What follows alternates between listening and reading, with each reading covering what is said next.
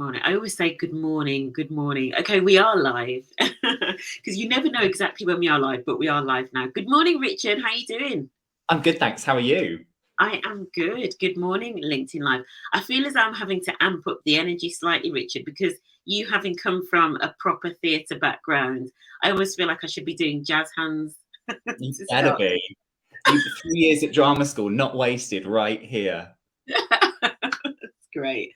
Good morning, LinkedIn. Happy Friday. Hope you've all had a really nice, relaxing bank holiday weekend.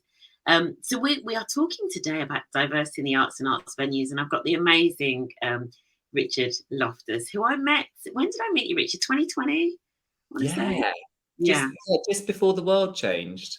yeah, just before the world changed. And I would say, and obviously, so we were kind of colleagues ish, I sort of sat on the board, etc. But now I consider you a friend, Richard. Oh, I love that. Thanks. It's fine. So obviously your background, you've had a long background in kind of theatre and arts, and I sort of mockingly talked about your theatrical background, but just maybe give us just a quick gallop through your kind of like artsy sort of life to where we are now. You do or don't have to mention particular employers if you don't want to. Well, I mean, we're on LinkedIn, so if anybody wants my full resume, you can just click on my profile and find me. But 3 years at drama school, trained as a very bad actor, and by the end of it, realised that that is not what I wanted to do anymore. Got a job in a regional theatre in Dartford in Kent, which was just outside. I mean, I think you could probably maybe call it like Zone 15 of London. And began working there as a marketing assistant, initially part-time and then went full-time. And they were part of a group of theatres called HQ Theatres and Hospitality. And I was really fortunate to be able to grow through the ranks with them, and they supported me. And so I moved through a number of different venues. And so, I've worked in the arts. In fact, my very first job was before I went to drama school, was when I was 16 years old, as the Saturday boy working at the Everyman Theatre in Cheltenham. So I've never not worked in a theatre until the last year when I was working at a zoo. But yeah, I'm now back in the arts, which I love. So yeah, it's been a wild journey. Yeah. And I know that you're very much into, you're a theatre goer, you're a music lover, all of those sorts of things, which is interesting. And I think we'll get into that in terms of, why maybe the arts attracts people that are kind of like into the arts. There's something quite special about it, I think. But let's start off with a few stats, because obviously when we were prepping for this, we were sort of talking about, the fact that there are these stats around lack of diversity, whether it's kind of like in the arts itself in terms of people working in the industry, but also, and I think where we're going to probably focus more so today is more, people accessing the arts, so audiences as we call them. There's lack of diversity in that piece. So some of the headlines from sort of like the last sort of like year or so, we know that the Arts Council England has moved a lot of its funding, away from London, away from those big established sorts of like classical operatic organizations, etc. What are some of the other sort of facts and figures that you've kind of uncovered in terms of the whole diversity debate, and why we're even having this conversation? What are some of the challenges as you see them? Well, one of the interesting ones that I pulled out was from the Equality, Diversity and Inclusion report, Inclusion report for 2020-2021, which is specifically the NPO funded organisations by the Arts Council. So that's kind of what you were just touching on, those organisations that receive funding. And from that report, admittedly, we've got a bit of COVID factor going on here. But 7%, just 7% of audiences described themselves and their ethnicity as mixed, Asian British, Black British or other. That's just 7%, 92% identified as white. So that's the audiences that are attending Arts Council funded venues and performances. Now, what you've got alongside that is 9% of managers were from Black, Asian and ethnically diverse backgrounds, compared with 21% of artists. So there is a skew that artists on the stages are more diverse, but 9% of managers, so people that are employed by those venues, are less so. Yeah. So interestingly, there, there's that mirror, isn't there? Almost like, so we've got the demographic of, say, like the UK as a whole, and then you've got the diversity of the audiences being incredibly small, certainly at least in terms of ethnicity. And I'm sure if we had the lens that was, socioeconomic background and some of the other characteristics, we'd see it again. It's almost disproportionate. But also, I think what you're saying is it's mirrored by the leadership in the organisations as well, which is 100% that. Yeah, 100% that. And The Guardian, actually, when they were reporting on this report being issued, I pulled out a quote. I hope you don't mind me. I've referenced the quote. But they said, they mentioned the leadership, and they said that the risk there with Arts Council funded projects where there is such a low representation amongst managers is that there's a danger of this flash in the pan initiatives which never have the chance to grow deep roots and establish new visions of how a truly representative culture should look in the 21st century. And I think that is the big risk here, is that you end up with people who are trying to meet a tick boxing exercise in order to secure their funding. It's not authentic. And maybe to meet a need that they don't truly understand, almost. I completely see that. One of the things that I'm really excited to talk about, which I hadn't heard about until yesterday, I almost feel like I should sing an intro into like what that topic will be, but I'm not going to. Pick a key, any key. But in the news here in the UK has been this issue about the Bodyguard and theatres. We're gonna get into that because it's hot off the press this week. You brought it to my attention, Richard. Before we get into that, then let's talk about, and some of the stats have started to lead into it. So let's talk about the barriers to diversity of the audiences. So the people that come into, art spaces and arts venue, right? So you sort of said, 7% in terms of ethnicity. I'm going to guess that there's a skew as well towards like middle class, kind of demographics as well. You're absolutely right. There was a report that came out in 2018, which is called Panic, It's an Arts Emergency, which is exactly around what you're saying. Social class within this story is also one of exclusion. So what are the barriers in your mind then? What are some of the barriers to getting the audiences in? I'll share something that I'd heard recently, and this is to do with more, I guess, in the minds, particularly when it comes to socioeconomic background and probably ethnicity, actually, that sometimes, and this doesn't apply just to the arts, but sometimes, if you're from a lower socioeconomic background, there can sometimes be this tendency to look at certain venues, especially if, it might be like the Royal Opera House or, a symphony hall or somewhere quite grand, it's got this view of being quite grand, or a museum or whatever it be. And you might have a view of, that's not for places like us. That place isn't for people like us. People like us don't belong in those spaces, right? So there is something. So my challenge, I guess, is playing devil's advocate, and not that he needs any, is how much of the lack of diversity is to do with the perception in the minds of the audience rather than, so is it a case of the venues are trying really hard, but actually the audience are just set in their ways and don't, for some reason, just aren't going? What's your take on it? Yeah, so I think one of the interesting things there actually links back to kind of one of the things you touched on about why the arts brings so many people that are so passionate about it and keeps them. And I think it's almost a little bit of that. Yes, it's perception, it's in your mind, but it's also like, were you doing it as a young person? Were you going? I was taken to the theatre as a kid. My nan, actually, incredible woman who took me to the theatre all the time, took me to West End shows, and still does take me to West End shows. And well, you don't take her. Oh, well, we mix it up a little bit, but she's my nan. She likes to treat me.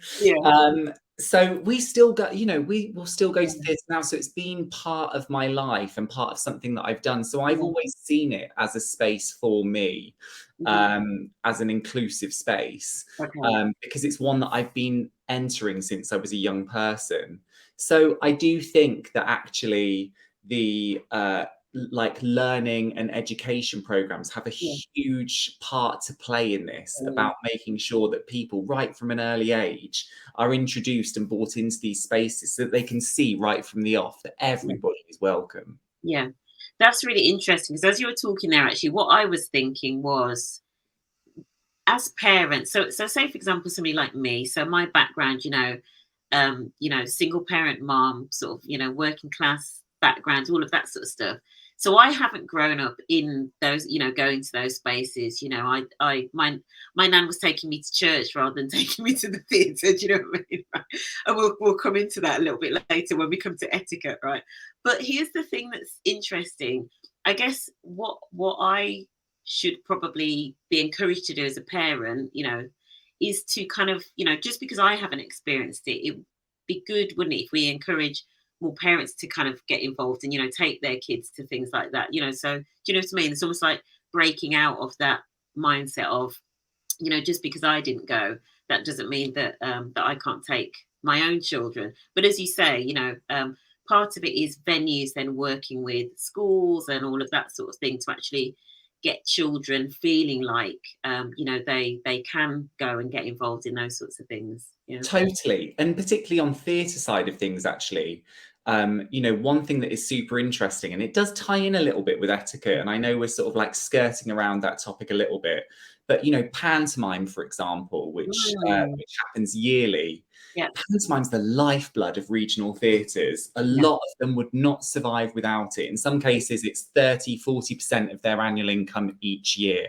Yeah. And interestingly, it's exactly what we're talking about. It is a program that is offered for predominantly family audiences, and I know a number of schools will go each year as well as part of their, December celebrations. So, it subsidizes a huge amount of theatre, and it's also a great entry level product for people to go to. Yeah. And one of the reasons one of the many reasons is, yes, it's got historical value for us as a society, but also it's interactive. Yeah. As a performance piece, you don't have to sit there quietly. You can shout out at the stage, you can jeer, you can sing along, you can join in. It's an inclusive space. Definitely. Pantomime. So to just to bring that segment to a close, pantomime, if you're watching and you've got children, and actually even if you haven't got children and you're not a theatre bod, pantomime is a great place to start. Pantomime, or if it suits your taste, Rocky Horror, which is almost like the adult version. Taking your kids to Rocky Horror. Where's the adult version of pantomime, I think is what I was thinking. Yeah, take the kids to Rocky Horror. Cheryl's sat here encouraging a family outing to go and see people dressed in stockings and having all sorts going on stage. I mean, great. I tell you what, going to Rocky Horror, the first time I went to Rocky Horror, that was an experience. I mean, luckily I'd gone with sort of friends that had been before, and they told me about, dressing up and all of that sort of thing. That was crazy. Yeah. Well, isn't that interesting though? So you were advised by the people that you were going with what the etiquette of that particular performance was before you went. Let's get into the etiquette. Come on. How much of a barrier is etiquette and maybe this perception of etiquette and what you have to do or not do to fit in when you get to the venue? Yeah, well, certainly a lot of people are going to be looking up, well, I know I would, like, what do I wear to something? I've done that before, before my first time to the Royal Opera House. Did I have to wear a suit? Did I have to wear a shirt and tie? It's a very formal space. No. Spoiler alert, you don't. So, that's something like, what am I going to wear to that space? Yeah. How do I behave in that space is also one of them. But there is a thing, isn't there, about is theatre etiquette in itself elitist? Because it is signing people up to a set of rules that if that's their first time in that space, how do you find out what those rules are? It's a bit like a club, isn't it? Like you've got to be integrated into that club before you attend that space. Yeah. Yeah, the thing is, though, I guess there's rules and there's rules, isn't there? And then maybe now we should maybe get your cup of tea. Let's get into the bodyguard whole thing. Just explain it to me, Rich, because you brought this story to me. Yes, I hadn't even heard about it. I don't really have time to watch TV very much during the week. So explain to me what had happened. So, for those that don't know, there'd been quite a lot of reports recently around, particularly around audiences and the behaviour of Yeah. audiences. You know, post-COVID, I think it's becoming quite an interesting area of conversation. It was actually a conversation that happened on This Morning between Alison Hammond and Dermot O'Leary and Vanessa Feltz, all icons in their own right. And they're having a conversation about it on This Morning about rowdy audiences and what's appropriate, what's not appropriate. The evening of that report having gone out, there is a riot in Manchester at the Bodyguard, as towards the end of the show, an audience member gets completely disruptive, singing along at the top of their voice to whatever the Whitney Houston song is of the moment. And it creates such a scene that the police are called to escort people out because there's a fight as a result of this person singing out loud and not adhering to what is socially accepted within that space. Yeah. So that, I mean, ironically, bodyguards were called to the Bodyguard. Okay, it's interesting, isn't it? And that's probably quite an extreme example of the whole behavior thing. And there's a couple of things in there that you mentioned that we need to unpack, which is there's the COVID thing in terms of what's happened like after COVID, you know, why they behave so. But let's get into the etiquette thing in terms of you know, knowing how to behave and stuff. So I mentioned the fact, so when I was little, my nan used to take me to church, and I was thinking about this, and I thought, so when I went to church, you know, and I was very, you know, 5, 6 or whatever, you couldn't even swing your legs on the chair, never mind talk. You had to just sit still. No iPads that you'd be swiping along and all that malark, right? So do you think that some of this is it arts etiquette, or is some of it just politeness and respect for when somebody is talking or performing or whatever it be? What are your thoughts about this? Well, you've touched on church there. That's your experience of church. But, you Yeah. know, there are plenty of churches, for example, where, you know, the louder you're singing, the closer you are to God. So, you know, some churches are exactly the opposite of what you're saying. They're not staged, they're not still. You are getting up, you are preaching, you are, you're singing loudly, you're clapping, you're dancing. Some of those spaces are incredibly interactive. And some are really staid and really still. Yeah. So your experience of that might be different to somebody else who's practicing, you know, in a different church. Yeah. So I think that's one thing to know, is that, you know, even in those scenarios, if you'd have sat still in a different church, that would have been just as offensive. Really good point. Really good point. Really good point. So let's talk about that is a really good point. So I guess that talks about, and you mentioned it in terms of when I went to Rocky Horror, I was quite lucky in that a friend said to me, "Oh, you know, do this, blah blah blah." So I kind of knew what to expect. So you'd been out to H&M, you'd got your stockings. Do you know what? I'd actually been on ASOS and bought a cat suit. Never mind the stockings. Stop it. We will be posting photos of that cat suit in the comments section later today. A cat suit that was like cut at the sides. Only with you, Richard, can I have this conversation. So when it comes to etiquette, let's talk about things like the singing along for example, in musical theatre, and then let's get on to maybe like classical stuff as well, where maybe the perception is the etiquette is even, you know, more daunting kind of thing. Oh, I'd say, yeah. So let me be clear from the off here, right? I don't want there to be any illusion about where I'm at on this. If I'm paying to go to see The Bodyguard, the musical, I do not want to hear, as I said to you yesterday, I don't want to hear Karen from accounts who sat next to me who thinks that they have got the best voice in the world and wants to scream and screech their way along to How Will I Know? I'm paying to hear Melody Thornton or whoever is the lead in the Bodyguard at that moment in time.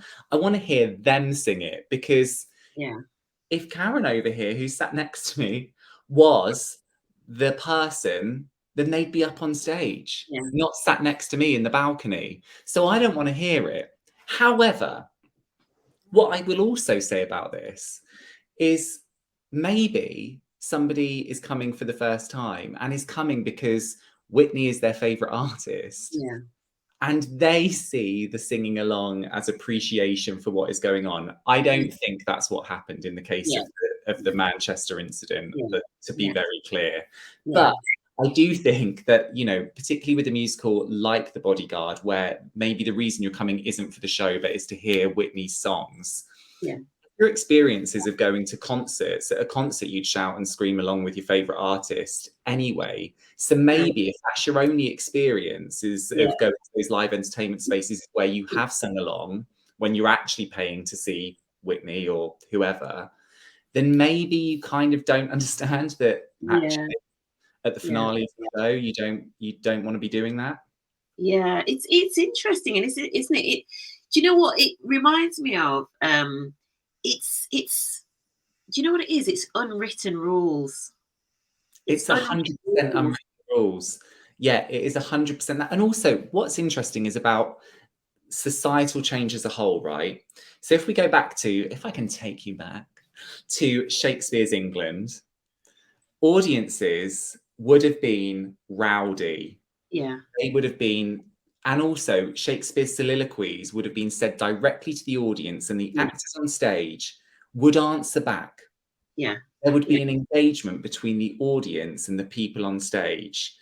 Now, that doesn't happen as much, which is, you know, going back to the conversation we were having just before, pantomime actually does keep that in check a little bit. It does happen there, but it doesn't happen in other areas. But I kind of wanted to touch on, because we talk about like audiences' behaviors have changed. Well, actually, no, audiences' behaviors have changed to become a lot more staid and a lot more stilted, because actually Shakespeare's England, which is what we always herald as kind of like, you know, the birth of theatre, they would have been rowdy. They would have been shouting out. They would have been singing along to Whitney Houston. Do you know what? I recently went to see Dreamgirls, and it was everything. It was everything and more.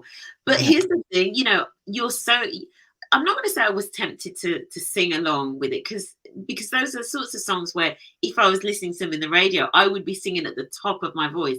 However, in the theatre, I just wanted to take it in. Do you know what I mean? I just wanted to take it in from the performance.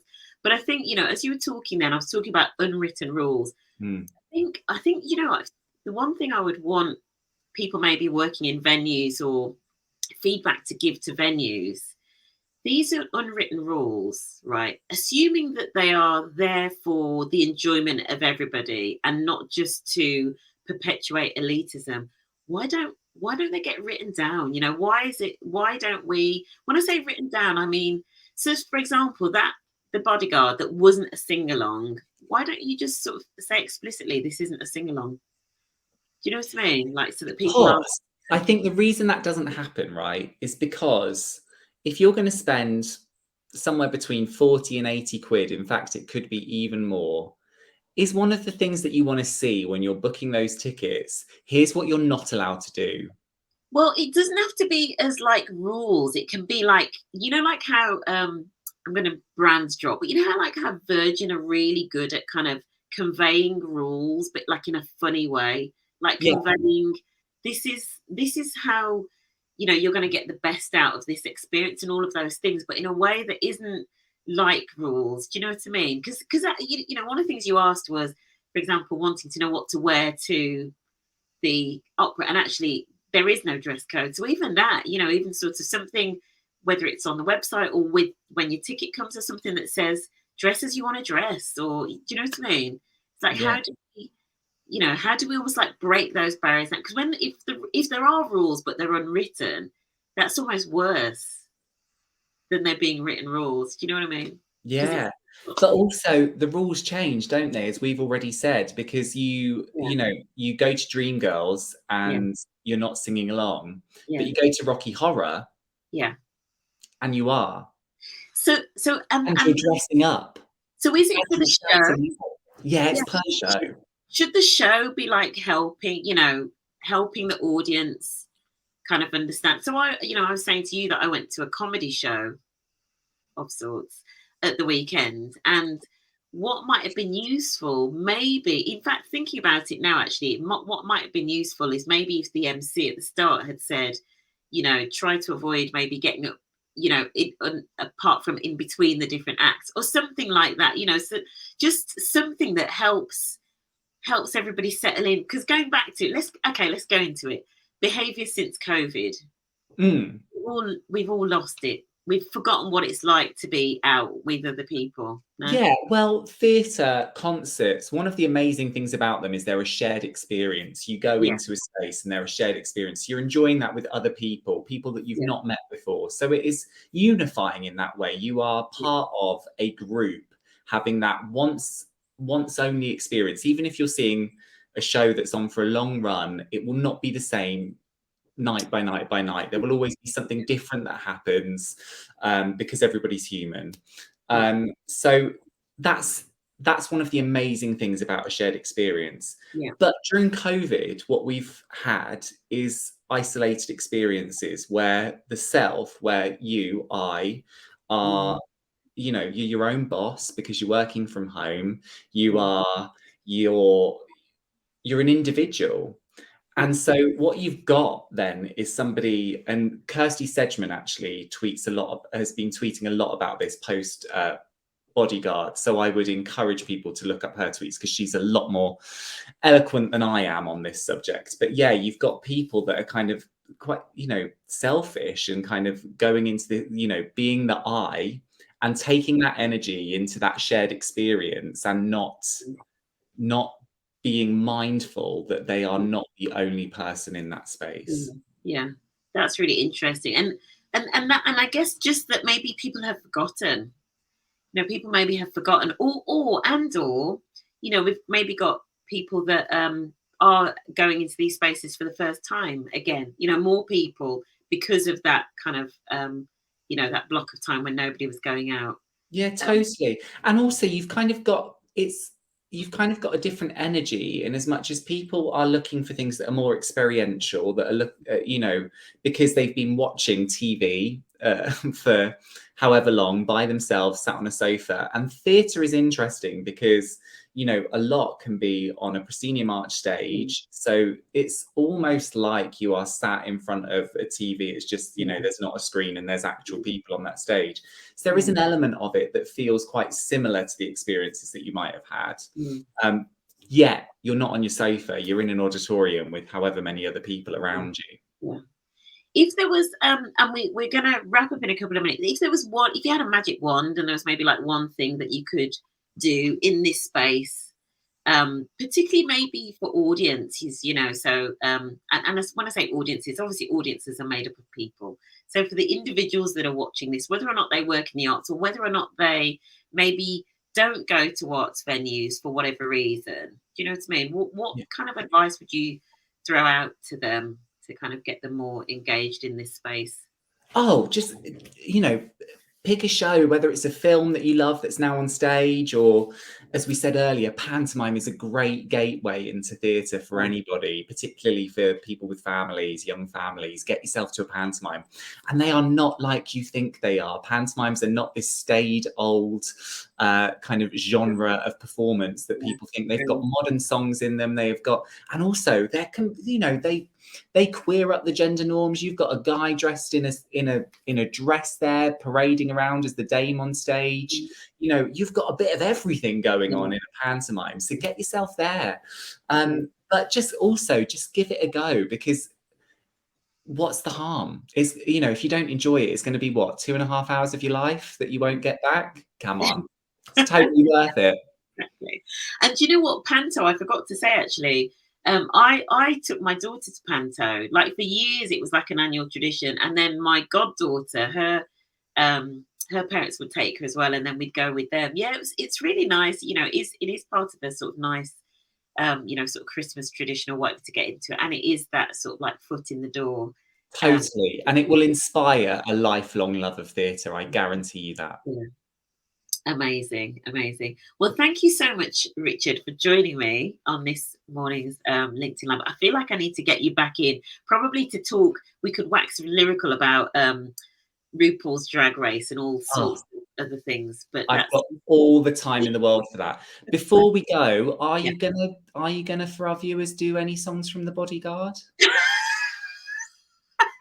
Only if you join with me at the top of your Give voice. the people what they want.